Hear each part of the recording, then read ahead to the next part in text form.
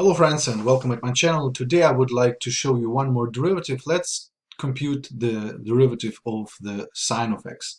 As you remember, sine of x is a curve where we actually can everywhere geometrically put a tangent line with a finite slope. You can watch our video to Bad Boys where I define what it means to be a differentiable function, and you can see you can put everywhere a tangent line with very nice properties. All right, so if we consider f of x being equal to sine of x, then the first derivative at xo, it's basically limit h towards 0. We're having sine of xo plus h minus sine of xo divided over h. And then we go with limit h towards 0. We use the additional theorems. I'm linking it here. And we're having sine of xo times the cosine of h plus sine of h times the cosine of xo minus sine of xo divided over h. Nothing special so far. And then we have a limit h towards 0. And now let's take sine of xo for those two expressions out of the parentheses. We're going to get cosine of h minus 1, then still plus sine of h times the cosine of xo divided over h, which leads us to limit h of it towards xo. And now let's split the fraction in two parts right here and see what's happening. And we can slightly differently rewrite what we have. So we put sine of xo in front. It's a constant. It's non-dependent on h. We're having a fraction cosine of h minus 1 divided over h plus, let's do the same here, it's cosine of xo times the sine of h divided over h.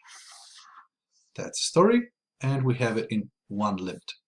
So if you remember our sum rule of the limits, I also link it here, is helping us to understand we can separate a sum of limits if two limits do exist. So that means we have a limit h towards 0 of sine of xo times the cosine of h minus 1 divided by h. We don't know exactly yet whether they really exist, so that's why the question mark, plus the limit h towards 0 cosine of xo times sine of h divided over h. This is where we are.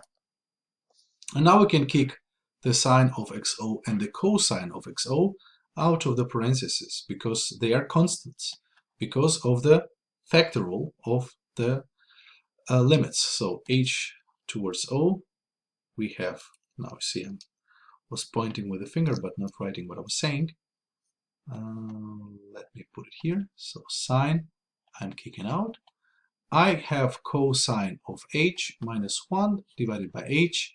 And you know what? Let's multiply it times 1, which I'm rewriting this way. I'm not changing anything.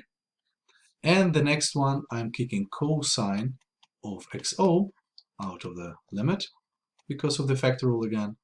And we are having sine of h divided by h. And now let's see, this is 1. Okay, we prove that geometrically. I link one more video here. And so we already done with this limit, it's fine. What about the first one? Well, we still have sine of xo in front of the limit. Then we have the limit h towards 0. Binomial formula is giving us cosine squared of h minus 1. But if you remember, from our first video, we know that 1 is cosine squared plus sine squared, which is a trigonometrical Pythagoras. So I'm having cosine squared of h plus sine squared of h, and we are dividing it by h times the cosine of h plus 1. And we have plus cosine of xo following, because we are basically multiplying times 1. So we are having sine of xo times the limit h towards 0. If we solve the parentheses, you see cosine squared minus cosine squared is gone, and we only have minus sine squared of h, which we can write as, well, I can kick minus in front, and sine squared can be written as sine times sine, and we have product also in the denominator, so we're writing it as sine of h divided by h times the sine of h divided over cosine of h plus 1 plus the cosine of xo. Now if you remember, this one is approaching 1 if h is approaching 0. This is a constant, nothing is happening here, but what is happening in the second fraction in the limit, right here? Let me maybe put also parentheses in order to show that this is one limit. And, well, you see, this one is approaching 0, this one is approaching 1, so our denominator is running towards 2. Our numerator is approaching 0, so all the limit is becoming 0. So this whole factor is equal to 0, this whole sum. And we are just, this whole sum, and we are just having cosine of xo, which is the result of the derivative. Thanks for watching. See you guys in the next video. All the best. Bye-bye.